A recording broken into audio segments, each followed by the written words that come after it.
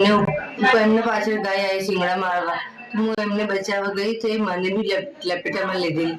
એમને તો બિચારા લાગી ખરી, પણ મારા વધારે આ ગાયનું તમે કંઈક કરો એ તો બિચારા કોઈ બીજા મરી જશે. આ તો નાના માણસો પણ સ્કૂલ કેટલા છોકરાઓ હતા એમને બચાવવાના લીધે ફ્રેક્ચર 3 મહિના પાઠો છે. પહેલા બી અમારે 1.5 મહિના પહેલા બી અમારે ગાય ને પેલી ગાડીને ચોરું કરી નાખી હતું, તો અમે કંઈ કર્યું નહીં.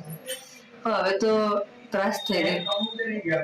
એ મહિલાઓ ચાલતા જતા હતા ને તો ગાય પાછળથી આવી અને એ બંને બહેનો પડી ગયા. એમાં એક બેનના બહુ અતિશય વાગ્યું છે, એમ કે બીજા ઊભા પણ નથી થઈ શકતા એમ. તો પછી તમે નગરપાલિકા નહીં સાંભળો તો બીજું કોઈ બહારનું કોઈ સાંભળવાનું છે એમ. તો તમારે ધ્યાન તો આપવું જ પડે ને એના માટે એમ. અને 1 મહિના પહેલાં પણ 2 આખલા લડ્યા હતા, ત્યારે 2 વ્હીકલોને નુકસાન કર્યું અને ઝાપો ગેટ બંધ કરી દીધો. પણ છે કે અમારા ગેટ આગળ 2 આખલા આવી ગયા અને એક બાજુમાં અમારા બાજુવાળાનું વ્હીકલ એને તો મોટો ગોબો પણ પાડી દીધો. એ બધું નુકસાન કર્યું. તમે નગરપાલિકા ધ્યાન નહીં આપો તો કોણ આપશે? માણસ મરી જાય પછી તમે જોવા આવશો. મારે એટલું જ કેવું છે કે આ ગાય કૂતરા અને આખલાઓને થોડી કરે અને અમારી જે બહેનોને કે બાળકોને કોઈ તકલીફ પડે એ ના પડે. કે વ્હીકલ પડ્યા હોય તો વ્હીકલ બી પાડી નાખે.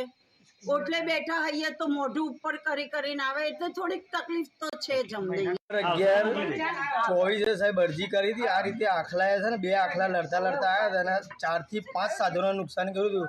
એમાં 2 ગાડીઓને તો બહુ મોટા ભાઈ નુકસાન, મારી ગાડીને 15,000 રૂપિયા નુકસાન થયું એક્ટિવામાં, બરોબર. હજી તો મહિનો નહીં ગયો. કાલે પાછા 2 આખલા પાછા લડતા ઘર આગળ આવી.